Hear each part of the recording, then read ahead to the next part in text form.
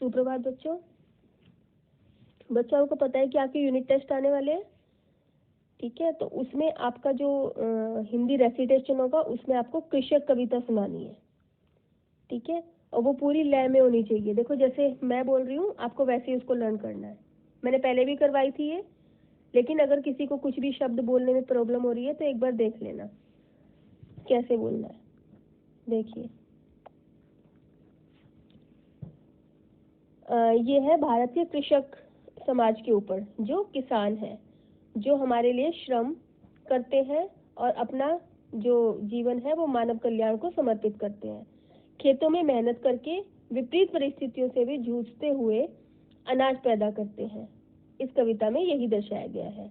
हमें सिर्फ इसका वाचन करना है। कैसे करेंगे? बरसा रहा है रवि अनल, भूतल तवासा जल रहा है, चल रहा सन सन पवन, तन से पसीना ढल रहा। देखो कृषक शोणित सुखाकर हल तथापि चला रहे, किस लोभ से इस आंच में वे निज शरीर जला रहे।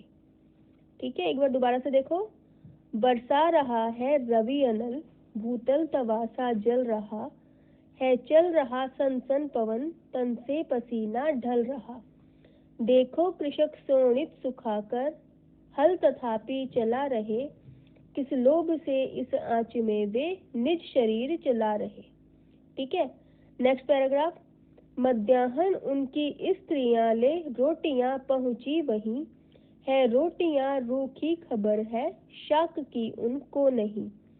संतोष से खाकर उन्हें वे काम में फिर लग गए, भरपेट भोजन पा गए तो भाग्य मानो जग गए। क्या? मध्याह्न उनकी स्त्रियां ले रोटियां पहुंची वहीं, है रोटियां सूखी खबर है, शाक की उनको नहीं। संतोष से खाकर उन्हें वे काम में फिर लग गए, भरपेट भोजन पा गए तो भाग्य मानो जग गए। घनघोर वर्षा हो रही, गगन गर्जन कर रहा, घर से निकलने को कड़क कर वज्र वर्जन कर रहा। तो भी कृषक मैदान में करते निरंतर काम है, किस लोभ से वे आज भी लेते नहीं विश्राम है। क्या? घनघोर वर्षा हो रही, गगन गर्जन कर रहा, घर से निकलने को कड़क कर वज्र वर्जन कर रहा। तो भी कृषक मैदान में करते निरंतर काम है, किस लोभ से वे आज भी लेते नहीं विश्राम है। बाहर निकलना मौत है, आंधी अंधेरी रात है, आह शीत कैसा पड़ रहा, थर थराता गात है। तो भी कृषक ईंधन जलाकर खेत पर है जागते, वह लोभ कैसा है न जिसका लोभ अब भी त्यागते। बाहर निकलना मौत है, आंधी अंधेरी रात है, आह शीत कैसा पड़ रहा, थर थराता गात है।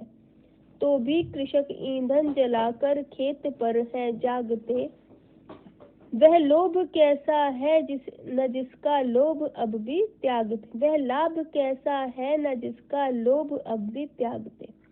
तो बच्चे, ये कृषक कविता किसने लिखी है? मैथिलीशरण गुप्त ने। ठीक है, आपको जितनी भी कविता है, जितने भी चैप्टर हैं, उनके राइटर का नाम भी पता होना चाहिए, और उनका जन्म कब हुआ और उनकी मृत्यु कब हुई। ठीक है, जितने भी चैप्टर आपके सिलेबस में आएंगे, और इस बार आपके सिलेबस में बच्चों कौन कौन से चैप्टर आएंगे मैं बता देती हूँ।